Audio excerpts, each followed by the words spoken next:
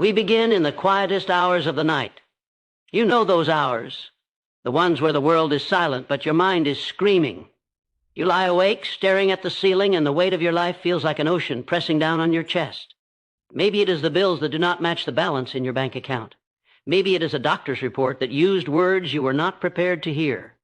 Or perhaps it is the crushing loneliness of being in a room full of people who do not truly see you in these moments. The phrase, "God will take care of you," feels like a distant echo, a nice sentiment on a postcard, but far removed from the cold reality of your struggle. To doubt is not to be faithless. To doubt is to be human. We are finite creatures living in an infinite, often chaotic world. We try to map out our lives with precision, building walls of security, only to watch a single phone call or a single note tear them down. This is the wilderness of doubt. It is a place where the path is hidden, the water is scarce, and the horizon never seems to get any closer. You feel abandoned, not because God has left, but because your fear has clouded your vision, the illusion of the driver's seat. Why does this wilderness feel so terrifying? Because we have been lied to. We have been told that we are the masters of our fate and the captains of our souls. We believe that if we work hard enough, plan long enough, and worry intensely enough, we can control the outcome. We treat our lives like a business transaction. If I do X, then God must do Y. When Y does not happen, our world collapses. Worry is like a rocking chair. It gives you something to do, but it gets you nowhere. When we worry, we are essentially trying to play the role of God. We are trying to figure out the how and the when before we have even trusted the who. Think about the birds of the air. They do not sow or reap, yet they are fed. Think about the flowers of the field. They do not toil, yet they are clothed in more glory than kings. They exist in a state of divine dependence. They do not worry because they do not believe they are in control. They know their provider is. Our stress comes from the heavy burden of carrying a world that was never meant to rest on our shoulders. The silence of the heavens, the hardest part of the wilderness, is the silence. You pray, and it feels like your words are hitting a ceiling and bouncing back. You ask for a sign, and you get a storm. You look for a door to open, and all you see are walls. But here is the spiritual truth. Silence is not absence. Imagine a teacher during an exam. The teacher is always silent while the students are taking the tests. Their silence is not because they have left the room. It is because it is the time for the student to apply what they have learned. If you feel like God is silent right now, it might be because you are in the middle of a spiritual exam. He is watching your growth. He is seeing if you will trust His character when you cannot hear His voice. Faith is the bird that feels the light when the dawn is still dark. In this part of the journey, we must acknowledge that the pain is real. We do not dismiss the tears. We do not tell you to just get over it. We tell you that your tears are seen. Every drop is collected. You are in the wilderness, yes, but even the wilderness belongs to Him. He created the desert just as He created the garden. The breaking point as a turning point. To get to the place where God takes care of you, you often have to reach the end of yourself. As long as you are trying to handle it, He will let you try. As long as you believe your hands are strong enough to hold the weight, He will let you carry it. But the moment you drop your hands, the moment you say, "I cannot do this anymore," that is the moment the divine hand takes over. Surrender is not a sign of weakness. It is the ultimate act of courage. It is saying, "I am trading my limited strength for your limitless power. I am trading my anxiety for your peace." We must move from asking, "Why is this happening to me?" to "What is this doing for me?" The wilderness is where the ego dies and the spirit wakes up. It is where you realize that if God is all you have, God is actually all you need. You are being stripped of your crutches so that you can learn to fly. You are being emptied so that you can be filled with something better than your own plans, reflection. Before you move to the next chapter of your life, sit with this discomfort. Acknowledge the doubt. Do not run from it, because it is only when we admit we are lost that we can truly be found. God is not intimidated by your questions or your fear. He is waiting for you to realize that you were never meant to walk this path alone.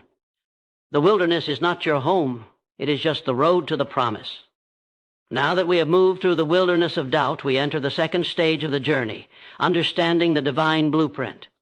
It is one thing to say God will take care of you, but it is another thing entirely to believe that there is a specific, intricate plan for your life when everything around you looks like chaos. We often look at our lives as a series of random accidents, but spiritual wisdom teaches us that there are no accidents in the kingdom of the Almighty. Every setback, every delay, and every closed door is a stroke of the brush on a canvas that is much larger than you can see. Think of a massive construction site. To a passerby, it looks like a mess of dirt, twisted metal, and broken concrete. It looks like destruction. But the architect is standing there with a set of blueprints. He knows exactly where the foundation goes. He knows that the deep hole being dug in the ground is necessary to support the height of the tower. If you only look at the hole, you see a grave. If you look at the blueprint, you see a skyscraper. Your life is currently under construction. Do not judge the finished building by the mess of the construction site. The perspective of the weaver, there is an old metaphor of a tapestry. If you look at the underside of a tapestry, it is a chaotic mess of knots, frayed edges, and tangled threads of different colors. It makes no sense. It looks ugly and confused. But when the weaver turns the tapestry over, you see a breathtaking masterpick. E, where every single thread, the dark ones and the bright ones, was necessary to create the image. Right now you are looking at the underside of your life. You see the black threads of grief, the gray threads of waiting, and the tangled threads of confusion. You ask, why did this thread have to be here? But God is the master weaver. He is using the dark threads of your past to provide contrast and depth to the beautiful future He is designing. Without the darkness you have endured, the light of your eventual victory wouldn't be as bright. Trust the weaver even when the threads look tangled. Delayed is not denied. One of the greatest tests of the divine blueprint is the test of time.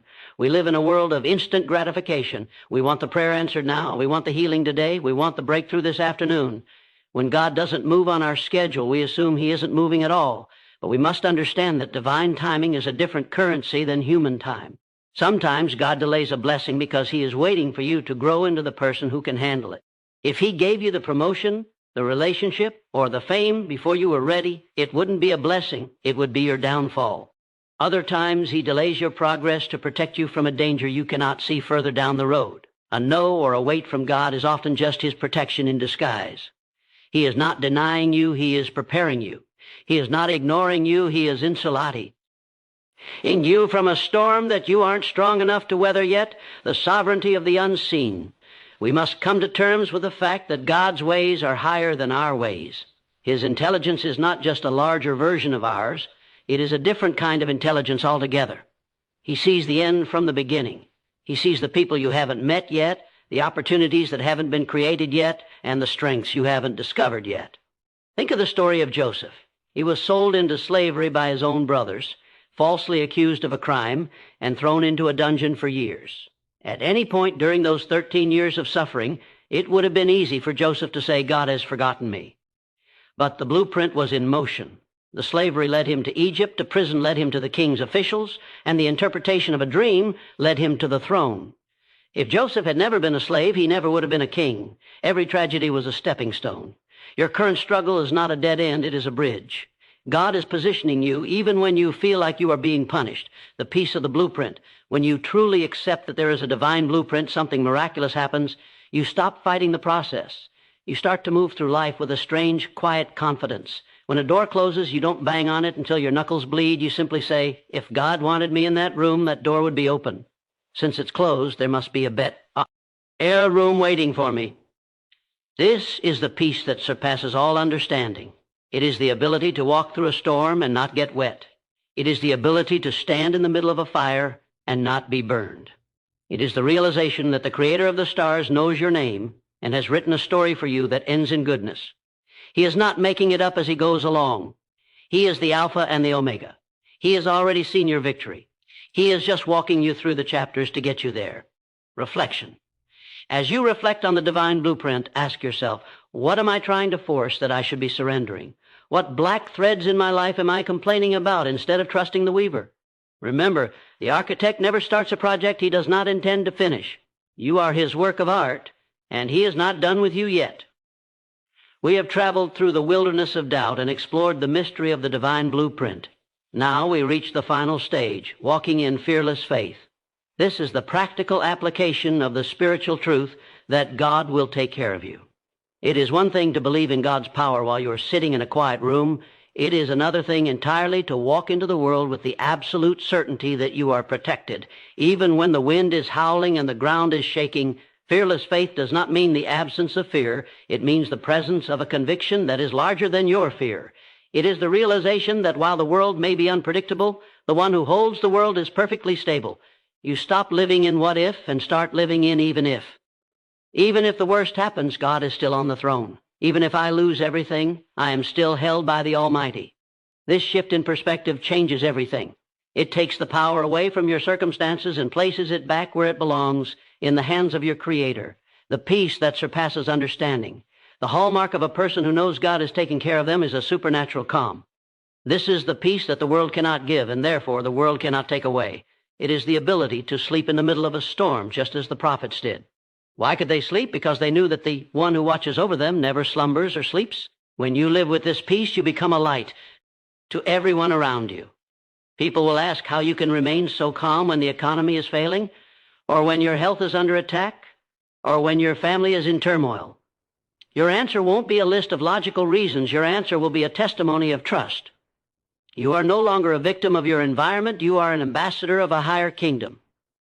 You realize that your internal climate does not have to match the external weather.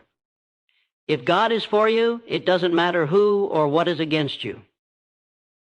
You are insulated by His grace. The balance of faith and action. A common misunderstanding of God will take care of you is the idea that we should sit idle and wait for a miracle to drop from the sky. True faith is active. There is a beautiful balance between human effort and divine providence.